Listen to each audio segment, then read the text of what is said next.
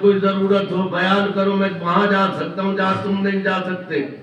اس طرح سے جب جب انبیاء اکرام پر وقت پڑا تو کہتے رہے اللہ کا حاجتن اللہ کا حاجتن اللہ کا حاجتن.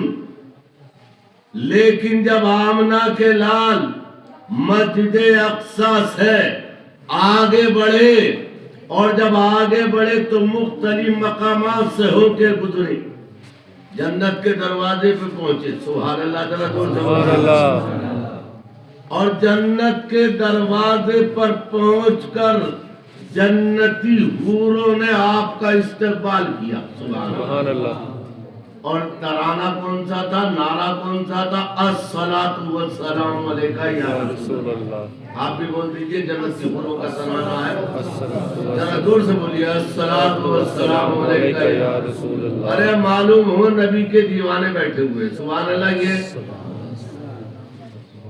نبی کے چند غلام ہی کافی ہے. سبحان اللہ. نبی کے جب چنگیز خان بغداد کو ہلاک کرنا آیا، توجہ فرمائیں، جب چنگیز خان بغداد کو تباہ کرنے اور برباد کرنے کے لیے آیا، چنگیز خان جو کھوپڑیوں کا اتار کے مینار بنایا کرتا تھا، جب یہ بغداد کو تباہ کرنے کے لیے آیا تو لوگ دوڑ کے ایک بزرگ کے پاس پہنچے، کہنے لگے حضور چنگیز خان آ رہا ہے، دعا فرما دی. تو آپ کے پاس ایک کٹورا رکھا ہوا تھا، پیالہ. آپ نے اس پیالے کو الٹا فرما دیا اور فرمایا جاؤ. لوگ چلے گئے. چنگیز خان کا جاسوس بغداد تلاش کرتا رہا مگر اسے بغداد نہیں ملا. سبحان اللہ. بغداد نہیں مل پایا، تلاش کرتا رہا.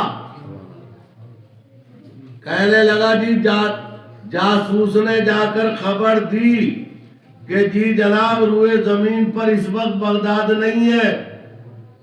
تو چنگیز خان بولا پھر بغداد کہاں گیا؟ کہا مجھے نہیں معلوم، لیکن میں نے تلاش کر لیا، مجھے بغداد نہیں ملا، اور بھیج دیجئے، اوروں کو بھی نہیں مل پائے گا. بہرحال ارادہ کینسل کیا، پھر چلا گیا. پھر اپنے جاسوس کو بھیجا، کہا دیکھاؤ بغداد کا حال کیا ہے. دیکھا تو بغداد ہے. سبحان اللہ. دیکھا، دور سے بولو یار. سبحان اللہ. دیکھا تو بغداد موجود ہے. خبر دی بغداد ہے، کہا چلو بغداد کی طرف. فوجوں نے کوچ کیا، خیمے ڈال دیے. لوگوں کو معلوم ہوا حضور چنگیز خان پھر آ گیا ہے. لوگ پھر پہنچے بزرگ کے پاس، کہنے لگے حضور وہ تو پھر آ گیا ہے، آپ کے پاس وہی پیالہ رکھا ہوا تھا، اسے پھر الٹا کر دیا اور آپ نے فرمایا جاؤ. لوگ چلے گئے. جاسوس نے دیکھا بغداد پھر غائب ہے. سبحان اللہ. سبحان اللہ. تیسری مرتبہ پھر اس نے جاسوس بھیجا، بغداد ملا، اور پھر چڑھائی کے ارادے سے آیا. لوگ پھر آئے، کہنے لگے بزرگ سے کہا دعا فرما دیجئے. دعاؤں میں بڑا اثر ہوتا ہے، دعا میں بڑا اثر ہوتا ہے. دعا خود بھی مانگنی چاہیے اور دوسروں سے بھی کرانی چاہیے. وَإِذَا سَأَلَكَ عِبَادِي عَنِّي فَإِنِّي قَرِيبٌ. رب نے فرمایا جب میرا بندہ مجھ سے دعا کرتا تو میں اس کی شہرت سے بھی زیادہ قریب، میں اس کی دعاؤں کو قبول کرتا ہوں. مانگنا چاہیے رب سے، بزرگوں سے دعا کرانی چاہیے. تیسری مرتبہ جب پہنچا، خیمے لگے، جاسوس کو بھیجا اور لوگ آئے بزرگ کے پاس. حضور چنگیز خان پھر آ گیا. تو آپ نے اپنا پیالہ لیا اور الٹا کیا. آواز آئی اے میرے بندے اب پیالہ الٹا کر یا سلٹا کر، اب یہ قوم نہیں بچے گی. توجہ ہے؟ آواز آئی اب پیالے تیرے الٹے، پیالہ کرنے سے بغداد نہیں چھپے گا. مولا اب وجہ کیا ہوئی کہ پیالے کا اثر ختم ہو گیا. آواز آئی نہ تیرا اثر ختم ہوا ہے نہ پیالے کا اثر ختم ہوا ہے.